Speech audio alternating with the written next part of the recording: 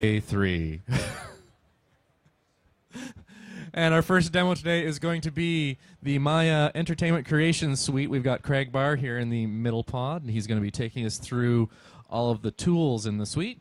And he's also going to be showing us how a lot of the content that you see being generated here can be moved into the Unreal Engine through Fbx and through Human IK. So, Craig, why don't you take it away? Thank you, Sean.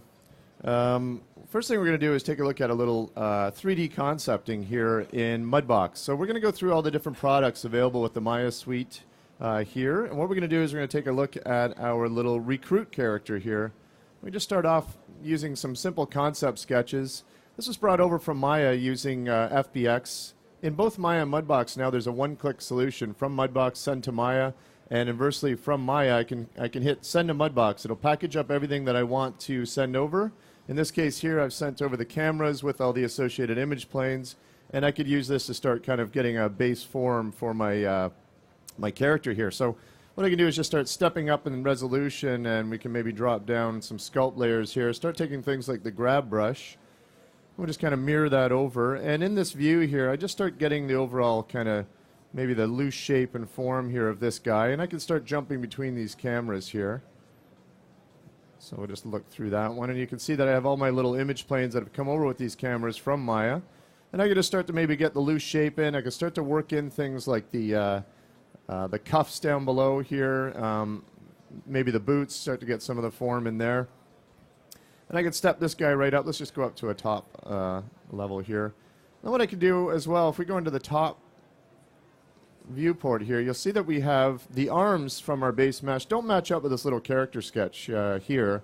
So we can jump into some of the new tools in Mudbox 2011, posing tools. So just grab the Create Joint. In Mudbox, the joints are based off of a very simple one-click solution. So you get this little kind of ball object here, and that lets us just go in and define where we want to place a bone, and I can direct the amount of fall-off by pulling out this little green arrow here, and the direction I want that fall-off to go in there as well. So let's just do a little bit like this on this elbow. You can see that the arm highlights in green. And with my image plane here, I can just start to, right in the viewport, line that arm up. So very quick, easy solution to pose. If I put my little hand icon here over top of the joint, you'll get these little tool tips here. So if I put it right over the joint, it's going to tell me I can use my middle button here to get some scaling effects. So I can scale up the arm, and then if I hold down my shift key, I can get a proportional scale. So I could actually use this as a pretty effective sculpting and modeling tool here. So could use this to start to scale things up on this character here if we needed to do that. Then what we can also do is just, we'd use our one-click send to Maya solution here, and we could just jump right back over into Maya, and we'd have our character here. He's moving along a little bit, we got him a little bit further along here, but the idea is we could bring our concept mesh in here, the overall shape and form, either use that as our base mesh to work up from, or as a reference to model with. So I'll just zoom right in here on this character. First thing I should point out is we're actually looking at Maya and the new Viewport renderer here. So this is Viewport 2.0. And what Viewport 2.0 is it's a lot like our high quality rendering here. If I switch to our high quality render, we've always had default and high quality here. If I go ahead and click that, you'll see we're waiting for a little moment here. Any kind of large scene with a lot of data, high quality rendering can start to kind of chug away, especially when you get things like normal maps and different kind of mapping going on in there, and some complex lighting or anything like that in the scene. So once we bring this over, you'll see the difference here. It takes a little bit longer for it to figure it out, and we get a little bit chugginess right off the start here. Just everything to kind of cache in as I move it around in the scene. So if we switch back to that Viewport 2.0, it's immediate, and you can see that in the results here, I don't have to worry about as much loading into the scene. I get the same type of quality. All my normal maps can display. And for animation playback, it's very fast. It's much like using the default quality view here for playback. So let's just leave our character actually in this view here, and I want to work down on his little boot right here. So what I'm going to do, if I go into any of the edges here in Maya, and I just click one, I'll just grab an edge there, and if I use any of the arrows up and down, for example, I can pick walk along these edge loops. And then, of course, if I use my different arrows here, I can I can actually go along my edge rings here as well. So I can use my up and down arrows to go along those edge rings, and then I can just switch right back and use my left, right, and start pick walking along these edge loops. And we'll just go right down to his ankle here. And then in previous versions of Maya, if I detach components here at this level, where I am here, the vertices would actually come apart. So they lose their weld in there. Now in Maya 2011, we've changed that algorithm there. So when I separate that, when I detach those components, that loop is going to stay true on this piece of geometry, and the one on the top is as well. So if we just separate these two together, those verts are now still stuck together as one object. I don't have to worry about those vertices coming apart. So with that, we can start to work on this little boot here and maybe start to line it up with this guy on this side. If we go into our scaling tools here, you'll see that we have a couple things going on. I'm just going to center the pivot on this boot. You'll see that centering the pivot on this boot right now, if I want to start to scale it, I'm going to get this skewing effect here because it's not aligned along the center of access on that boot. So if I start moving it, we're getting these kind of undesirable effects here. I may not want that. I want something so I can proportionally scale that properly. Well, we now have the ability to use arbitrary scaling. So in our scaling settings here, you see that we have, of course, all the object, local, world. We have normal and normal's average in there. And then we have the ability to set our scaling manipulator axis to either point, edge, or face. So in this case here, let's just grab an edge. And what we're doing essentially is we're using a component on this piece of geometry as a reference point for our axis for our manipulator. So we grab a little point there, for example. If we do a set to edge on there, and we just set one up here, you see that the manipulator now snaps to that direction there. So if we just switch back over to our objects, I can now effectively work with my object based off of that scale. So I don't have to worry about that weird skewing effect that I was getting in there as well. So just grab this and start to bring this down a little bit. Maybe not that small. And then I'm just going to roughly line it up here with our pant leg in here. And then what we can start to do is bring this back together with this, the pants down here. Let's get rid of that. And I can just combine that geometry there. So the mesh is now one once again. And then if I just double click on any edge, I'm grabbing the loop automatically in here. And I'm just going to use a simple bridge tool. And you'll see right off the bat there we have 5 divisions in there. Well, I don't need that. I'm just going to change this back down to a simple 1 division. And then what we can do is continue to work away on some of the little area down here. We can actually select face loops as well in Maya here. So if I just click one face and just come up to the top of another one here and double click, it's going to grab that little face loop selection there for me. I'm just going to use a simple extrusion here to start to work in that little indentation there on the laces. So I'm just scaling that in and we'll pull it down so we can get that little indentation there. And then of course the last thing we can do, you can see we have this nice little faceted geometry here. We can jump into our normals menu here and just average the normals out to get a little bit of a smoother look. And we could keep going with that and keep modeling him away. But one thing we might want to do at this point here is start to work on his texture mapping, and we might want to build up some detail in normal maps here as well. So we could, once again, grab our character, and underneath the File menu here, we can do Export Selected to Mudbox. So with one click there, that will shoot everything off over to Mudbox, package it up in an Fbx format, and bring it right into Mudbox. We can bring everything in from blend shapes, your cameras, your image planes, even Fbx Skeletons that I'll show here in a bit. So I'm just going to close this original Mudbox scene down. And we'll see our little character here. If we brought him right over into Mudbox, we might want to start to detail him up here. So we can just start to take advantage of some of the sculpting tools. So let's just jump in and start doing some wrinkles on here. Maybe we'll put a little bit of a sharper fall off on this here, on this brush.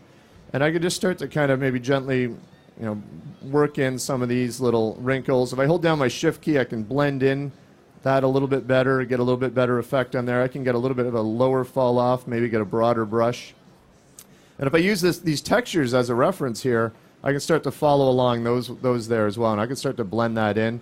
And of course, if I use my control key on any of the functions here in Mudbox, I get the overall opposite result. So let's just make a little bit of a broadened brush and start to kind of work in around these wrinkles here, some indentations and things like that. And then I can just kind of smooth that out as I go. And then we can keep working away on these guys here. Let's just see some wrinkles we have. So we have a bunch of wrinkles sculpted in here to give him some nice fabric on his pants and on his coat. And then we can do some things like some simple fabric detail in there, just some low ambient detail using some of the stamps or stencils here in Mudbox. And then as well, to get some of these kind of rivets and buttons and maybe the laces popping out, I can start to use some of the different tools here. So we take some of the bulge, our bulge brush here, and we just zoom in. I'm just going to put a really kind of broad fall off on that, and we'll bring it down a little bit, maybe make it a little bit less strong. I'm just using my B hotkey for the brush and my M hotkey to access the strength, and of course I can do all of that over here in the Properties tab. And then with this bulge brush, we can start to get things like this here. Let's just make our brush a little bit bigger. You can start to get these nice little kind of rivety kind of button effects on here. And then if we go up to the helmet, let's get rid of those. If we go up to the helmet here and use the inverse of that with a control key, we can start to get these nice little dents and things like that. So if maybe he's been hit by a shell or some kind of shrapnel right in the helmet here, we can just kind of dent up his helmet really quickly and get these nice kind of inverse kind of bulgy effects on there. Let's just move along. And then with the skin details here, the little things on his hands and the little indentations on his palms and his fingers, maybe we add some more detail to his cheeks. And then, of course, there's the buttons and rivets there finished up. What we can do here now is we can export out some normal maps right here from Mudbox. So if you go into the extract texture maps operations here, you'll see that our menu here, we have actually a fourth option, which we'll look at in a minute, vector displacement maps. But in the meantime, we have ambient occlusion and normal maps in there. So a couple things to note. On the ambient occlusion map, you'll see that there's this little, by default, checked box, preview as paint layer. So if I go ahead and do my settings here and extract that out, it's going to dump it right on the top of my diffuse layer so that I can see my overall results. Well, if we go in the normal map, we have the same thing down below, preview as paint layer. And new in Mudbox 2011, we have a normal channel. So if we go into our diffuse here, first of all, this is the overall result that we'd get with our ambient occlusion. So you get the kind of white-gray map with the ambient occlusion. So previous to Mudbox 2011, we would have to jump now into Photoshop. And we could do that by just exporting that selected layer. And we create a live bridge with Photoshop. We could do our work there and then just refresh it in here and go back and forth between Photoshop and Mudbox. Now we can actually, right inside Mudbox, blend our layers. So I can use multiply, add, screen, or overlay. So if we just take that, I can actually multiply that right inside Mudbox here. Of course, with the Photoshop workflow, we've increased that. So any channel that I'm working in, so for example, I'm in the diffuse channel here, I can export the entire channel now right to Photoshop. So I get all those layers, all the blending of the opacity, and my blend settings will pick up right in Photoshop. And it'll also put out a UV layout of your character in there as well, so you can see your UVs as a reference point on a layer in Photoshop. So let's just go down to the other channel we were talking about here. I'm going to step this guy down in resolution, bring him right down to our base level. And then with the normal map here, you'll see we have a new normal channel. And there's our wrinkles that we brought in. We can take a look at those. And the nice thing about the normal channel, we separated that out from the bump channel, is that we can start to blend that channel in there. Let's see, we can start to do things like blend it in. And we could also bring in existing normal maps and paint them. So we can actually paint normal maps here in Mudbox now. So we could bring in existing normal maps of maybe sheets of wrinkles or fabric effects, and I can projection stencil these right on and start to paint in wrinkles from an existing library of normal map kind of effects or normal map texture library. And then from here, let's just start to take a look at some of the other things here. So we'll put down a new layer down here. And if I want to get some kind of fabric-y look and overall feel on his coat, we'll jump into the paint tool tray, and you'll see we have a bunch of new paint tools down below here. I'm just going to use a simple stencil with a projection brush here. I'm going to turn off any stamps on there. And then what we want to do, I'm just going to use this little fabric. And I can zoom this guy right back. We'll zoom him in. Now, if I want the detail from this fabric swatch here, but I don't want the color. So the problem right now is I can turn my mirroring on this so we can make it a little faster with the stencil painting. We'll just turn that on. So the problem right now is if I start to paint with this here, you know, I'm getting the entire color of the map. Well, I don't want that, right? I want to actually go ahead and blend that in. So live while I'm working, I can just switch this over to multiply and see the overall effects of that while I'm painting. And then we can just keep going along and getting our overall result on that. So let's just look at little jacket fabric on there. So there's an entire coat painted up. Again, we don't want that color. Let's just multiply that out. And then it's a little bit heavy, so we can just blend the opacity down here. That's probably good enough. We'll just keep it low like that. And then with our pants here, Same thing. Let's apply some simple texture fabric to that. And an interesting thing here in Mudbox 2011 is if I get right into these pants here, and I might start to paint in that texture. I have it on multiply in here so I can just see the overall result. Let's actually put that off multiply. I'll put this one on, just so we can see what's happening here a little clearer on the screen. I might have a difficult time getting up underneath his jacket here to paint those different things there. So the cool thing is now I can actually switch live right over to my flatten to UV space here. So I can paint now in UV space in the 3D view in Mudbox 2011 here. So what I can do is I can start to work with that texture and turn on our stencil right in here, and I have access to all the tools that I normally would, and then I can just keep painting away. And of course, as I'm painting, I might not want to see that overall color there. I want to see the blending effect of it. So now I'm just live blending of my layers here as I texture paint away. And then we can just jump back over to our character. So we can access this flatten to UV space in Mudbox here by just going to the Mesh menu, flatten to UV space or unflatten, or I can just hit my hotkeys Alt-T, and I can just flash between that view. And this works with any object that have your UVs. You can access the UVs in there and paint it out. And another interesting thing about that, let's just zoom right in. If I hit my wireframe key, you can't really see it on there, so I'm just going to make that a little bit brighter here. So let's go into our preferences here. So we'll take the wireframe and we'll brighten it up. Maybe we'll match it to something a little closer to the Maya wireframe on there so everyone can see it on the screen. So there's our wireframe. It's going to put the base wireframe on there to show your UV layout on here. So here's our UVs. If we go into a sculpt layer, create a new sculpt layer, I can actually do some basic UV editing here in Mudbox now. So jump into our sculpt tools. If I take something like, for example, a pinch tool, make our brush a little bit bigger, and again, just holding down the control key to get the inverse result, I can open up some of these UVs here. So I can start to spread these apart. I could also take things like the grab brush, bring that down. I could start to move UV. So if I have some kind of weird UVs and areas that are tough to get into texture paint, I can start to move these UVs around and allow me to get in and make it a little easier to paint some of those details in there. So let's just switch back to our character here. We'll go back into our paint. We'll just put the fabric here. Again, on the pants, I painted that fabric on. We want to multiply that in. We could use an overlay as well if we wanted to, so we'll just multiply it in so we get that overall fabric detail on his pants there. So another thing here, we'll jump over to the pose tools. I showed the pose tools native in Mudbox here already, how we can create joints. We can actually paint weights on there as well, and we can pose our character without any kind of joint system or anything. It creates its own kind of little joint and weighting system. But now in Mudbox, we can actually take advantage of Fbx Skeletons brought right over from Maya. So here we have an Fbx Skeleton.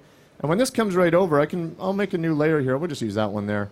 You'll notice that it brings the weighting right over via Fbx from Maya here as well. So I can start to move this guy around. I can pose him right in my view. And maybe with these arms here, I bring that up. I see the weighting is not that desirable underneath his arms, so I can jump to my weight brush. And the weighting tool works exactly the same as any other sculpt or paintbrush. I can invert that, start to remove some weight. You see I'm taking away some of that influence there. Or I can increase that and actually paint in some weight there as well. So where we can go with this is we can store poses in a library, essentially, on different sculpt layers. And we can start to take advantage of the new render menu up above here. So you see we've moved our save screen image where you can render basically unlimited resolution of still images right out of Mudbox. But we also have these two new features, record movie and create turntable movie. So right in Mudbox now for your game pipeline, for your character pipeline, if you needed approval overall for art direction on the character, we have a create turntable in here. You can render live right out of Mudbox here. We have everything all the way up to full HD. So we have a 1080p YouTube HD friendly preset. You can set your frames per second playback, the number of frames you want, and it's always going to set that to loop for you. We have MPEG-4, 2 formats of Flash, and of course QuickTime in there. And we render that out, and right out of Mudbox we can get these little kind of movies that we can use as turntables for approval. We can build a whole pose library and have this character in a variety of poses and start to play those things back to go along the full character approval process. Then of course, once again, once we're done with our detailing here, if I hit the send to Maya one-click solution via Fbx there, the nice thing is it'll spit out all of my textures here and link them right up in Maya, including my normal map. It'll hook that channel right back up into there. So let's just go back over to Maya here. And we want to jump into a couple of things here. I'm just going to get rid of my recruit. We'll hide his little pants away. And let's just go back into our new Viewport 2.0 renderer here, and we'll take a look at another tool here. This is Layout Tools. This is available essentially as a bonus tool. It's created internally by our own Stephen Russell. But an interesting thing here to note before we get into this is this little UI that pops up. You'll notice the UI in Maya 2011 is quite different. We have the darker color, but it's also been redone with a tool called Qt, which allows you to customize and dock a bunch of things in your UI. So I can take this little thing here, and I'm not sure if you can see the highlighting. I can put this over top of basically any menu bar and snap that into there. So I can just dock that there. And you see we got these handy little tabs on the side here. So I can just scoot along here and grab any of these little tabs to access any of these tools in here as well. So if we go into the import function here and grab this tree, we'll just bring that right into view. And with the layout tools, it's a really quick and easy way to place objects in your scene. So wherever I click, it's going to put this on the ground for me. And then I might want to take this little tree here and grab the rocks and actually replace those rocks with this big tree. And what we can do in our layout tools, if I jump under the assembly tab here, we go right down and we can do a nice replace object. And down here we have things like inherit, rotates, or scales. So go ahead and hit that. And now we have these nice trees, everything from a small one up to a big tree here. And you see that it's inherited the rotates and the scales on those trees there as well. So a couple other things that we can do in here. Let's just drop in another object here. We'll bring in a rock maybe in here. That guy's a little bit big. I don't want to do that. Let's grab something smaller here. There we go. Then what we can do with this rock here, if we go back into our assembly on here, I can grab I'm just going to jump into my channel box and open up the ground on this. I can grab this plane here, this ground plane, and with that rock I can just use a simple snap to geo. And on there I can orient to that geometry surface or constrain it or even parent to it. I'm just going to constrain it to it. And what that does now is if I want to translate this to place this object in the scene, you see we have this environment with these hills and bumps on it. You can see now I'm snapping to the geometry as I go. So a really nice way to make sure that you're placing objects here in your scene up, and I can just kind of move this around on my geometry as I go.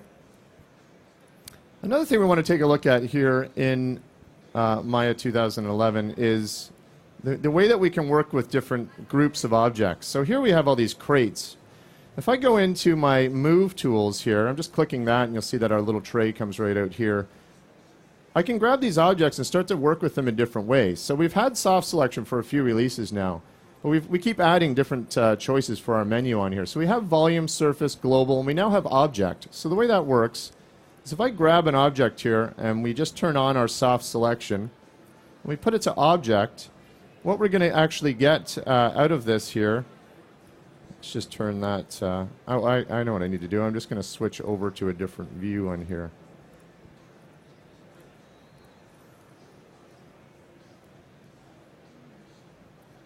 There we go. So I'm using my soft selection here on an object-based level. So using my B key, just the same way with volume or surface, you see I'm getting this nice fall-off going on across these objects here. So what this will allow me to do is if I grab that object, I can start to pull them out, and I get these kind of offsetting effects. So I can kind of randomize things. It's not deforming any of the geometry, just the way I'm placing the objects in here. So we can do some interesting things down here with the overall fall off. So we have a bunch of curve presets. If we take something like this kind of fall off, we're going to get an interesting result here where I'm just going to bring the fall off up there, and we get these kind of really randomized results in here to place it. So I could start making my own little custom fall offs and get these different little results, different ways that we want to move the tools over. Here's a linear kind of stepping one. And we can use this for things like placing the objects here or even scaling them. You see that I'm offsetting the scale here. So a nice way to work with objects in your scene. Okay, so with this environment here, we might want to texture this environment up a little more, maybe bring up the overall resolution of this environment. We want to work on some texture maps, maybe some normal maps on it. Again, we can, via Fbx, send this over to Mudbox. So let's just get rid of our character on here. And in Mudbox here, This is actually something we've been able to do for a few releases, is paint across multiple objects. But something that's new in Mudbox 2011 is the ability to be able to take advantage of vector displacement. So we have this tree here. I'm just going to take my Sculpt brush, and I want to be able to put in some kind of little objects on this tree. So I can put in something like a fungus on here. What I'm going to do is just, we'll put this strength right up to a high strength on this brush. I'm going to put my build up all the way up to 100 on here. And in my, I'm going to turn my stencils off. And in my stamps, you'll see I have these interesting little colored stamps and stencils down here. So this is vector displacement. And what I can do here is I'll grab this little fungus thing that I've built here and place it on my tree. I think that we may have it upside down. We'll just reverse that. And I'll make this a little bit larger. So let's increase the size of this to maybe a little bit bigger on that. So what we're doing here, I'm going to increase the stamp spacing so I'm not repeating over top of itself. And then we can start placing these little kind of fungus things here. The important thing to notice is what's happening with this. It's not a regular displacement map. We're actually getting these undercuts and these overlaying kind of features with this as well. And we can see this with a different one here. I have a hole I can place in this tree.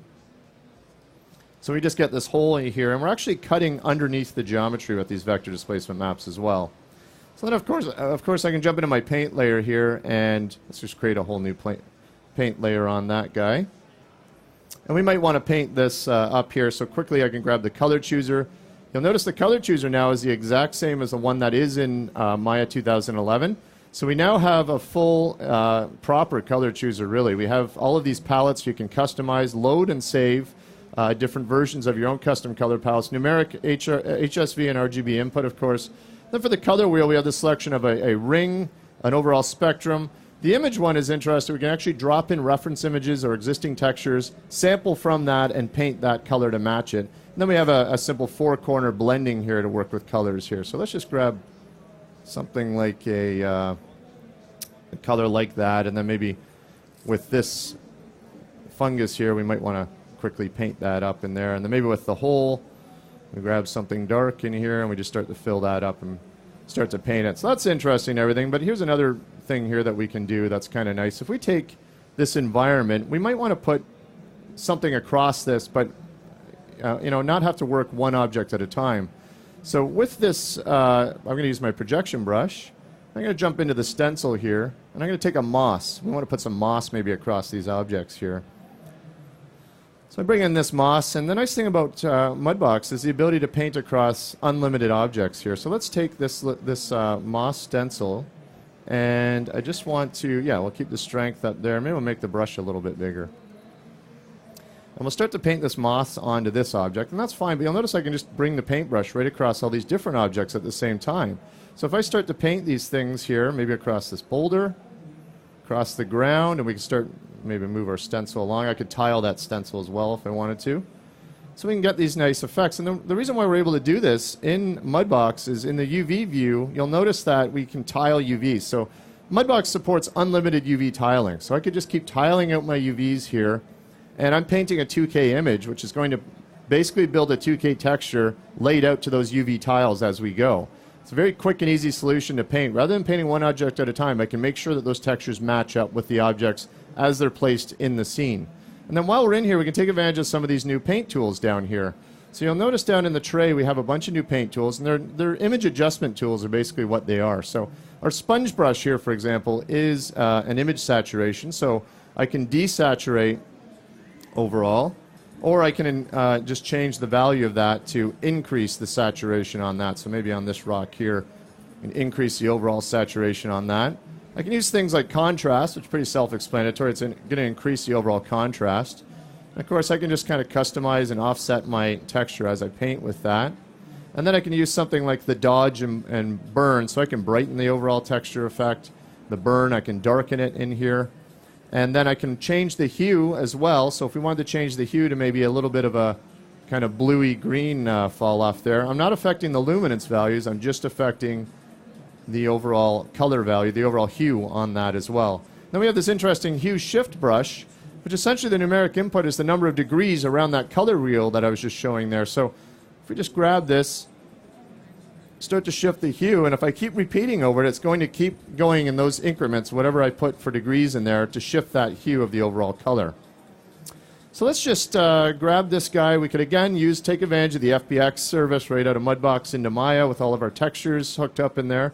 And we're going to go back to Maya in here. And I actually want to jump into a character that we have down here. This is we took a look at our little recruit character. Now we want to take a look at our Sarge character here. So take a look at some of the skinning tools available here in Maya 2011. So there's some interesting new tools available in here. I'm just going to get rid of those crates. There we go. So you'll see just turn that off so I can't select it. That's fine. So you'll see with our new skinning tools, we have a couple of interesting things here available now. We now, underneath the skinning menu in animation, we have, of course, our classic skinning, smooth bind and rigid bind, but we've added a third format, interactive skin bind. And this is really nice. It actually allows me to bring in these little capsules. See, by default, it mirrors over. It recognizes that there's a mirror of that joint, and I can start to adjust these capsules to get the nice little fall-off effects or results that I might want to have in there. So I can work with that. So let's take a look at a joint here.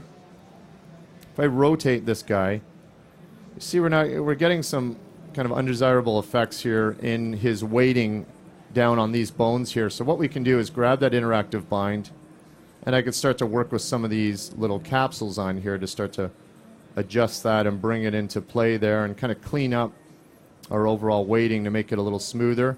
It's a nice quick solution there as well. Rather than jumping in, you can certainly go ahead and paint the weights in there as well. You can see we've already cleaned that up nicely. It's a little smoother. We can bring that along.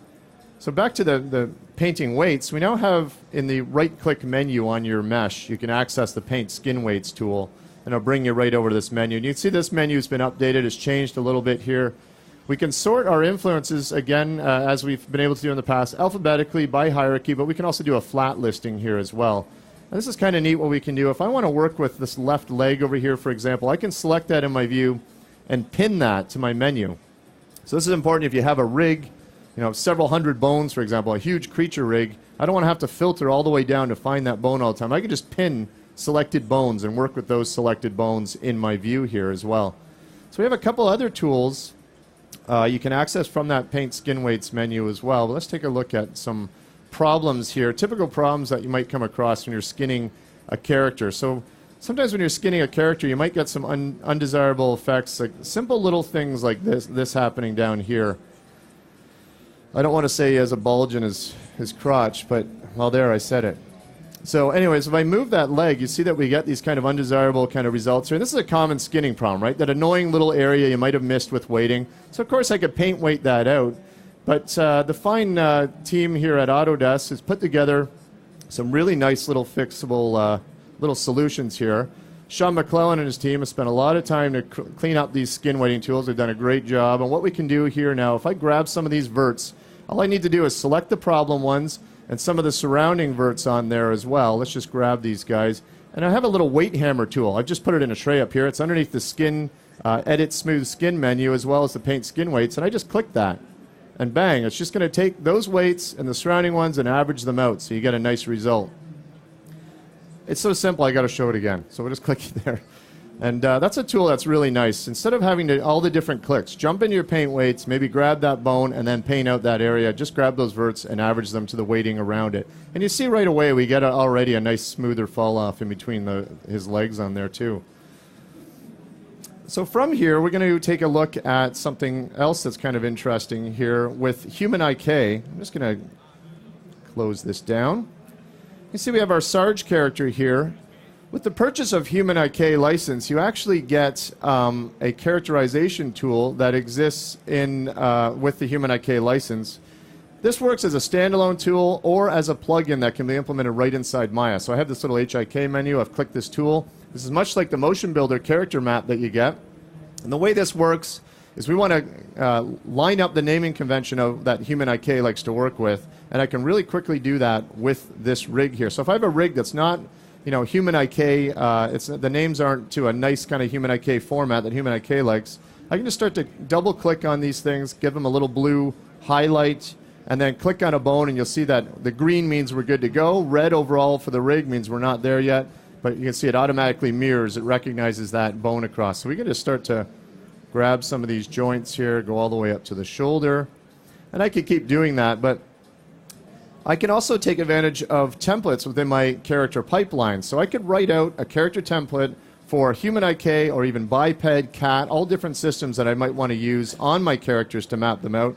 And I can just click this little handy match socks icon up here, and I can bring in a template. I can make my own custom templates and bring them in for any pipeline. We have, right in here, I have a biped, a cat, and an HIK one. Let's just click one of these. You'll see that it goes ahead and matches up all of my bones. So what it's done there is it's now made it human IK friendly. And if you don't like working with a little graphical interface, you can jump into the name match here. We have a drop-down kind of stack or outliner list. And then we have a little test window here. And this is where you can test your overall results of your skeleton to make sure it's all good with human IK. You can start to look at different things in there. And then from here, we can export this out in FBX. And we can use this in something like MotionBuilder. So if we export that out into FBX, we jump over here into MotionBuilder. Here's our character now. He's now character human IK friendly for MotionBuilder or directly into the Unreal Engine. So you'll notice right away in MotionBuilder, I'll just grab this guy, and you'll see that the human IK rig here is, of course, IK accessible as well as FK accessible. So I can animate on the fly between IK and FK. And then one of the neat things with human IK is the full body IK solution. So if I start to pull everything here, the entire body is going to react, and we'll see how that comes into play in the Unreal Engine here in a moment. So with this guy here, let's do something here. We want to retarget some animation. So we want to put some motion capture animation perhaps on here, or spread and share our animation around for our different characters in our pipeline. I'm just going to grab this run jump. I'm going to merge that into the scene, and you'll see that we have this skeleton lined up. So if I start to drag through my time slider here, we have a simple jump happening in here. And what that's going to allow me to do is take that animation, put my rig on that, and start working with that overall animation. So we can go to our control rig, and I go down to my input. You'll see that my little mocap run jump has appeared in here. I'm going to put that to there. And if we start to drag this along, you see he's picking up that animation nicely. The nice thing about MotionBuilder as well is if I grab this entire character and I scale him down, I'm not affecting that motion capture rig that I brought in there with the animation, but I can scale my character and the animation will stay. It's still grabbing those accurate rotates and everything that's happening with those joints to my scene. So I could scale this guy up large or small or whatever it may be. And that's fine and dandy, but I might have an object here that I need him to match. That specific height or the feet need to match specifically what's happening in here. So in MotionBuilder, I can just start to quickly grab some of the reach effects here, and I can bring those feet right back. I can actually reach them right over into, I know what I want to do. I want to actually match the source on that. So let's jump into our character here. I forgot to click match source on there. So if I click match source on this, it's going to snap to our overall rig on there, and you're going to see that we have this really exaggerated run. He's really trying to reach to get to the existing animation setup. Well, that's a little over the top. We may not want to go that far with the guy, so we can start to bring the reach back. So we can go all the way back to our original one without matching the source, or right to the full match source. Or we can kind of blend in between and keyframe that if we wanted to. Of course, we can do that with anything, any of the effectors here. We could take his hand and do something ridiculous, like have him reach all the way up, so we get this kind of crazy animation where he's reaching all the way up into the sky on there. So let's just reset everything on this guy here. And I'm just going to bring him down to, and bring this source right back into here. And then what we can do from here is let's start to work with something to have this character interact with the scene here. What I'm going to do is change the animation really quickly on the fly with this guy. So if I bring him back to our view here, I'm just going to reset his overall scale so I can grab the character. And then I can go to the Properties tab here. I'm just going to reset the scale on him here. And then let's start to work with some animation on my character here. So what I want to do is take that animation from that skeleton I brought in, and I want to plot it to my control rig. So what I can do is just underneath my menu here, I can hit Plot Character, plot it to the control rig. I'm just going to use the defaults on that. And you'll see now that we get this little glow effect around the control rig. Well, that means there's animation on that layer there. So we now have in MotionBuilder 2011 the ability to use animation layers. They work the exact same way as the animation layers within Maya. So I'll create a new layer. The highlighted green means the layer that you're working on. And you'll notice that when I clicked on that layer, the control rig glow went away. And that's because there's no animation on that new layer I created. The base animation has all that animation baked down to that rig right now. So let's start to quickly adjust this rig here. So maybe we come along and we want to take his jump where he's launching off on here. And let's grab his hips. And I'm just going to drop down a keyframe in there. You'll see it appear in the timeline. And then where he lands here, maybe right around there, I want to take his hips here and move them. You'll see the feet are locked in place. So I'm going to grab his hips and his feet, and we'll just move them forward. So we're increasing the length of the jump there. And, of course, we're going to want to increase the overall height in the middle at the peak of his jump. So we'll just move him up, maybe grab the head and just quickly give him a little bit of a look at the camera here. We'll keyframe that. Now, if we scrub through here, you'll see we have a much higher jump, further jump. We're able to quickly do that on our retargeted animation here. So let's have him now interact with something here in the scene. So we're going to bring something in that he can interact with here. So if we go to our asset browser, I have in here this little bullet shell. I'll just bring that in and merge that into the scene. And what I want to do with this, there's some basic animation on here. There's 5 frames of animation. If I go to, there's no animation, of course, on that layer I've added, but down the base animation layer, you see that there's 5 frames. And all that's doing is just giving some translation on that shell there. Well, I want to add a new physics solver to this. So in MotionBuilder 2011, we can do that. I can go down to my properties here. I can grab a solver. And what I can do is I can drag this physics solver into the scene and just place it right in there. You'll see that we have these settings here.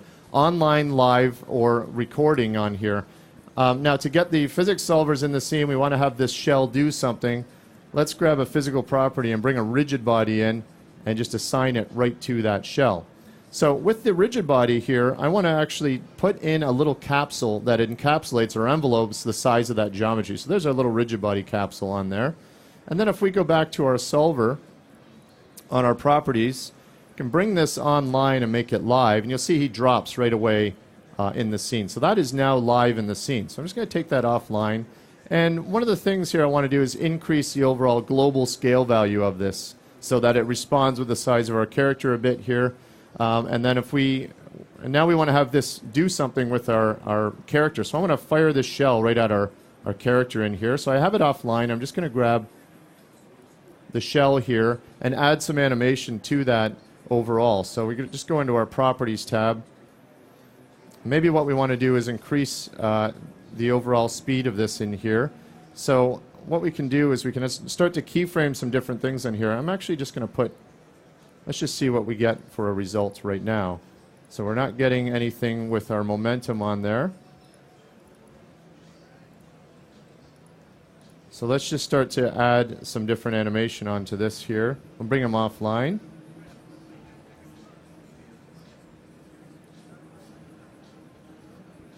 Let's go to our rigid body in here.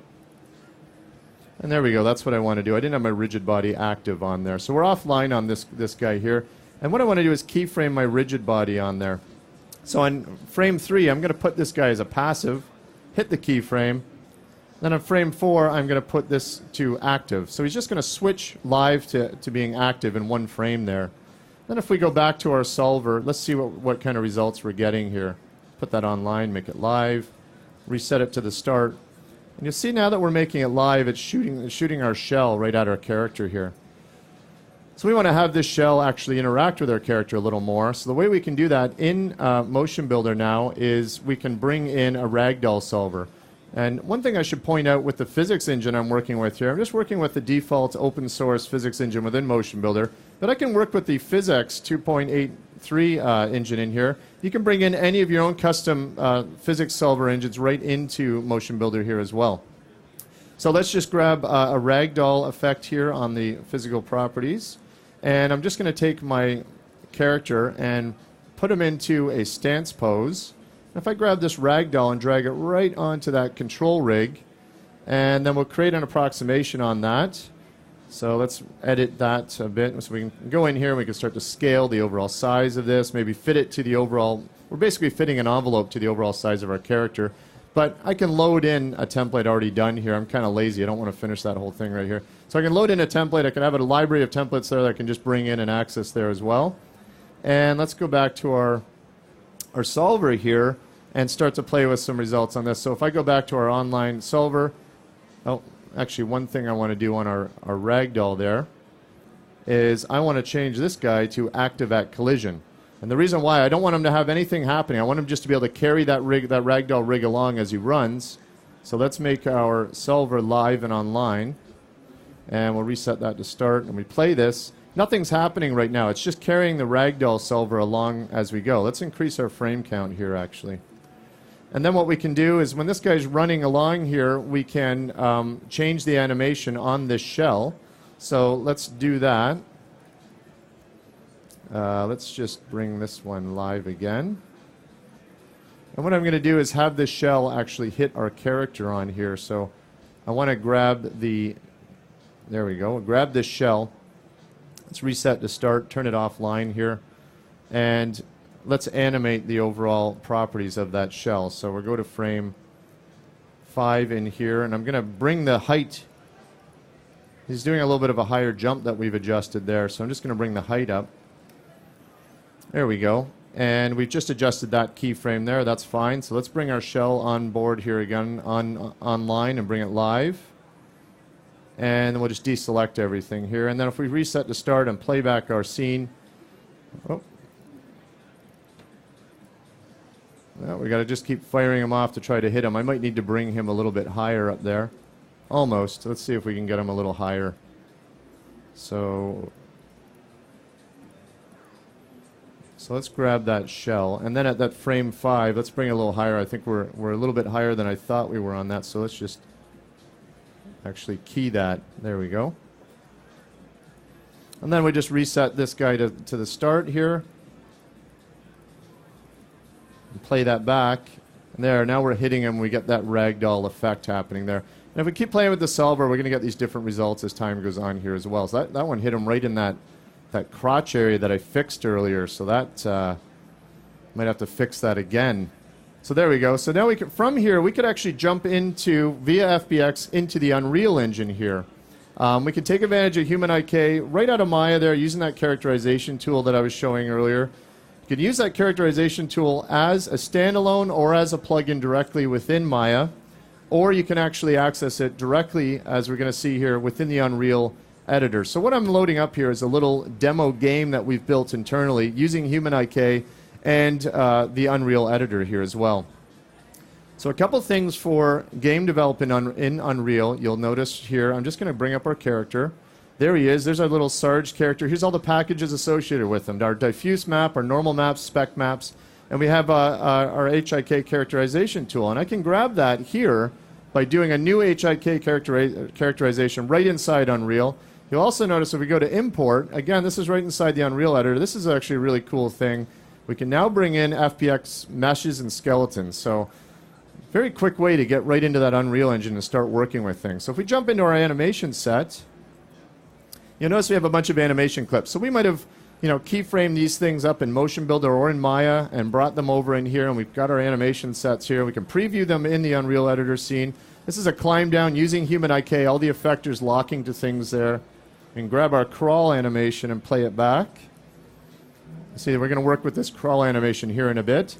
And let's just jump out of there and jump into the animation tree. So this is where effectively all the magic happens within Unreal for animation.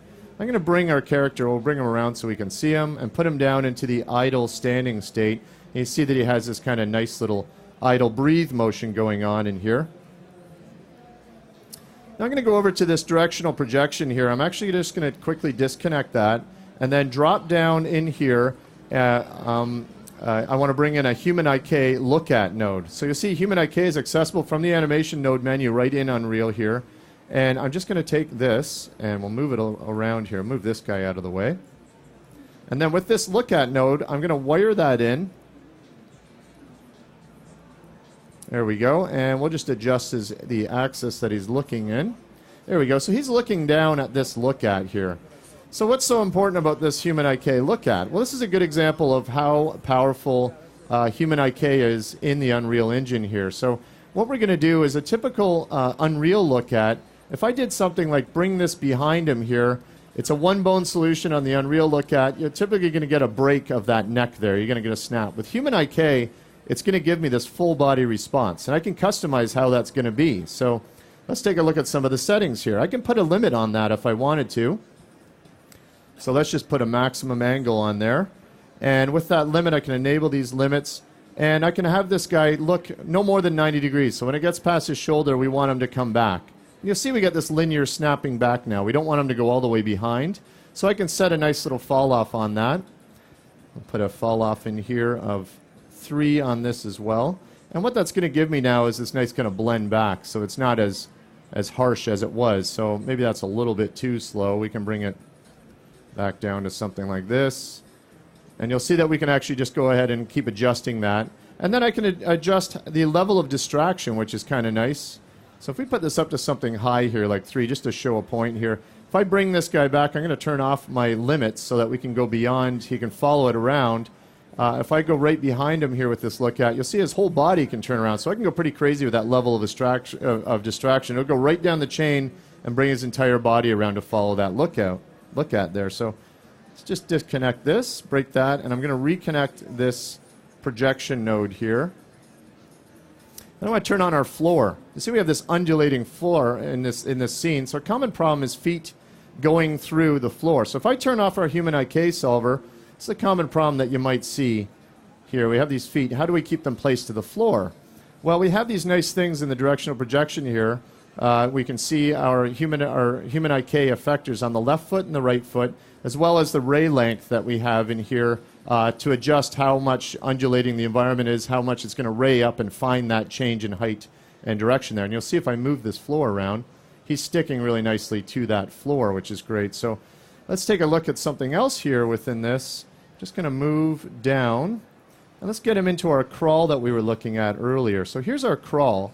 And you'll notice that if I start moving that floor around, he's really sticking to that floor nicely there, isn't he? So I can start to rotate that around. And how is it that we're able to do that? Well, in our human IK nodes here, you'll see that we have all of these directional projections here. These little red rings are representing 10 different human IK effectors. So we can essentially go unlimited effectors in the Unreal Engine with human IK. So we have everything from we could have toes, we could have feet, his knees, his pelvis and hips, his hands and his elbows here as well. Anything that we need for whatever creature it might be. If we had a tail, we could link that right along the tail to bounce along that ground and not have any problem with it. And if I drag that along, you'll see he's really sticking to that nicely. So let's see this in action here. Let's actually jump out of this and into the Unreal Editor. Open up our map. Again, this is the fine folks at the Game Technology Group here within Autodesk put together this very cool demo here. So if I do a play from here, here's our little demo, and I can take my trusty little 360 controller, and I can start to run this guy around in the scene. I can access things like that crawl.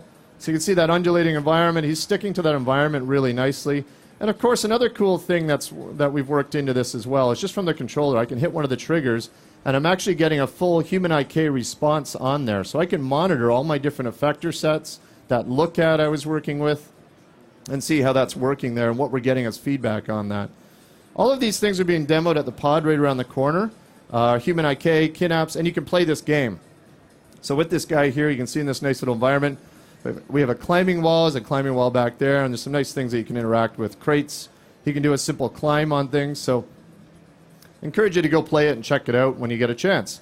So that's about it. I hope you enjoyed an overview of Human IK and Maya 2011 and the suite of products. Thank you.